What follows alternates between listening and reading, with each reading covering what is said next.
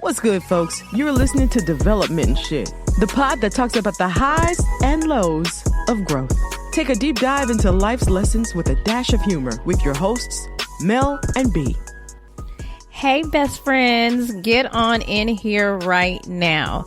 We hope that everybody is well and alive. And as we all prepare to pay Uncle Sam these coins, I just want you guys to know that this is episode 8. And I'm really excited about this episode because we are discussing and chewing on a topic that is near and dear to my heart, basically having a wealthy mindset. Now, money is one of the most talked about subjects. The accumulation money has been the downfall of many and also the liberation of others. And you know, we're not about wasting any time. So let's jump right on into this topic. Mel, what would you say about your relationship with money now versus then? All right. So my relationship with money definitely has gone through some development. It is evolving. So I'll start off with the then versus the now. So I grew up with a basic understanding of money. I knew that you needed money to buy things that you wanted and to pay for things that you needed. And I remember learning how to balance a checkbook when I was like in junior high school, something which they don't do these days. Well, I mean, I guess people are not really using checkbooks like that now. No.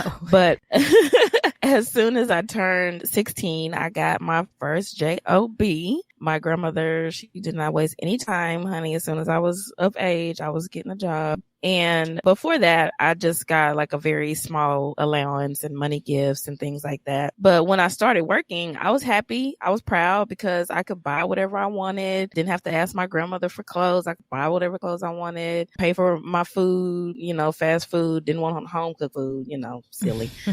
But pay for my own food, had my hair did, my nails did every 2 weeks. He was balling. Because, I was balling in my eyes and I didn't have any real bills to pay. And I also knew that because of various circumstances that I had money that was put aside for me when I turned 18. So looking back now, the relationship I had with money was basically let it go, let it go. Not the Frozen song. Lord, not let it go. Yes, I was just letting it go. I was letting it go. So by all intents and purposes, I was a consumer and I loved to have money so I could spend it. And it was in and out of my life, just like that. As a young and ignorant adult, when I did have control over a mutual fund that was put aside for me due to my mom's death, I kept the same energy. It was spend, just making it rain. Wow. And as my lifestyle outgrew the finances I had, my relationship with money quickly changed to, I need to hold on to some of this money. I need to make some more money.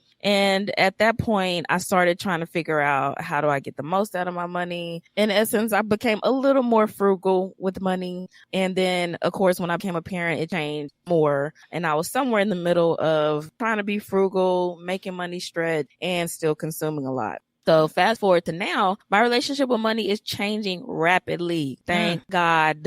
Yes.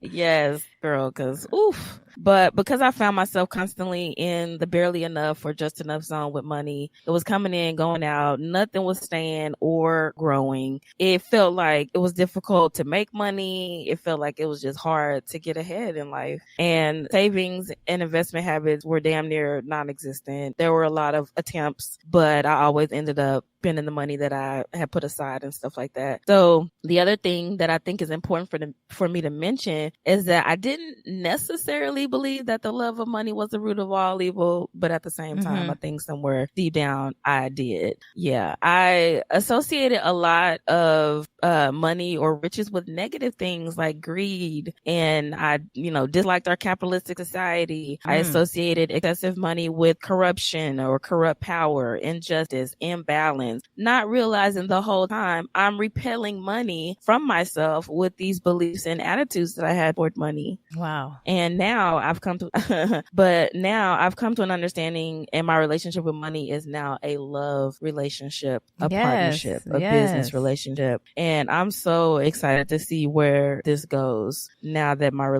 I'm healing the relationship that I've had with money. So B, what is your now and then story? Well, let me just say that I just love your take on your then and now, because that you said something that was so powerful, that you are healing and your relationship with money has changed. Now it's a love relationship. It's your boo thing. It's your partner. It's your business partner. I mean, I just love that, and people need to get into it because this is a great way to look at how to like deal with money. So basically this story, I'm going to just tell you the story, and this should kind of like sum up my understanding of money. But basically I was probably about 3 or 4 years old. And when it was nap time one afternoon in California, in Vallejo, California, me and my brother ran away. Somehow, some way we got to the Safeway grocery store that was around the corner from our house. And we rode up there on some tricycles. I don't even know how we got up there, but we went up there with Monopoly money and we thought we were doing something. So we go into the Safeway, these little kids, it's just a mess. And we grabbed the candy that we really wanted, and we go up to the register and we put our candy up there, and the lady, she rings it up, and I try to hand her the Monopoly money, and she was probably trying to tell me, ma'am, you can't pay, little lady, you can't pay with this. You're so cute, but you can't do that. I was like, this is money. This is paper money. I can use this to buy candy, right? And so I basically was ignoring what the lady was telling me because I was like, I'm going to buy this candy with this money. And I got me some money. Got me some money, girl. I took that candy away because I had money. I had Monopoly money. I just knew that I could buy what I wanted with this Monopoly money. And this was when I was like 3 or 4 years old. Okay. And it was crazy because the last thing I can remember is being taken out of the store and getting in trouble for running away with my brother. But to be quite frank, I absolutely love money. I love that money affords you the freedom to do what you need and want to do with your life, period.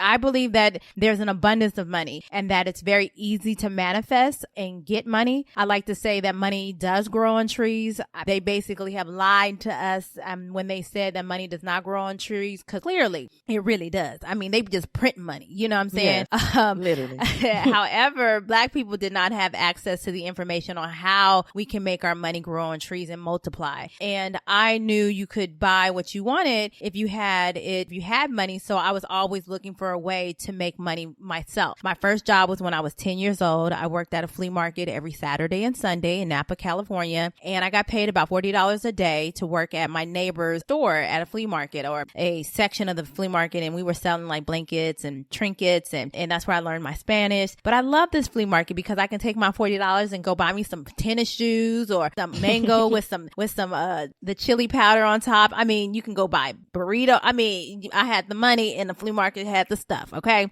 Yes. But I really was happy about being able to buy clothes and candy for my sisters and my brothers and my friend. And it was a good feeling. I worked at a grocery store. I went door to door knocking. Yes, I was one of those little snotty nosed kids knocking on your door, selling a newspaper subscription or a bracelet or a Kirby vacuum cleaner. I mean, I literally got picked up in a van, and I don't know how our parents let us get in a van with a stranger to go knock on people's doors. I've never heard of that. Girl, it would be a bunch of us, and it was like a thing, and we would go and we would just be selling all kind of like random stuff, but it was how we got paid. I mean, it was to make money, right? I knew that, and this kind of got my concept that I knew that working, you made money. So I was always working somewhere so that I can make money to do what I wanted to do. However, with working, what the light bulb went off that you're on someone else's time and clock. And so, yeah, you get money, but you're not free with your time. And this wasn't working with me,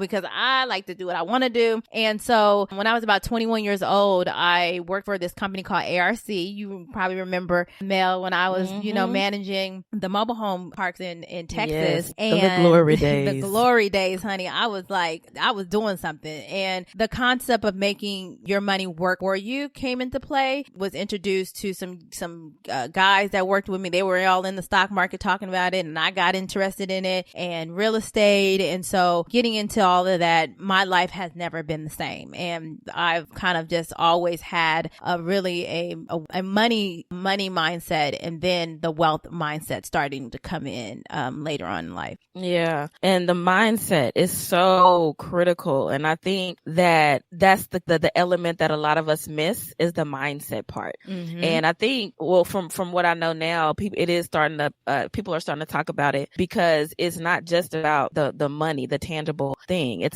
starts with the mindset. Right. So having a wealth mindset to me means using money as a tool to create the life you desire, to enhance our society, and to equip your children or other loved ones with the ability to thrive. So that's Mell's dictionary definition.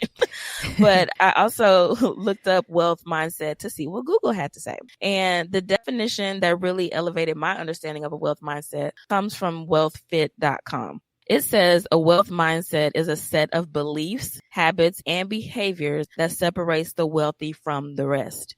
And those three words are everything: beliefs, habits, and behavior. Starting with the mindset, but it is not in there. You got to have the habits and the behaviors. So let's get into that too. But this mindset will guide you to make the most of the money that you have, make wise investments, spend less. And I'm talking to me too, and improve financial standing. And so let the church say amen. Can we get an amen? Amen. Okay. And so I have shifted my beliefs. I'm currently working on changing my habits and behaviors. As far as beliefs go, they've been changing thanks to what I've been learning from Dr. Joseph Murphy. I have talked about this author before. He's the author of The Power of Your Subconscious Mind. And I also read this article called Everything You Need to Know About Cultivating a Wealth Mindset. These two resources are powerful. I love how she explained in the article that a wealth mindset is the idea that the universe is plentiful and our potential is unlimited. Love that. And this resonates with my belief that our creator is infinite intelligence, infinite supply, and infinite power, and abundance is a universal law or God's will.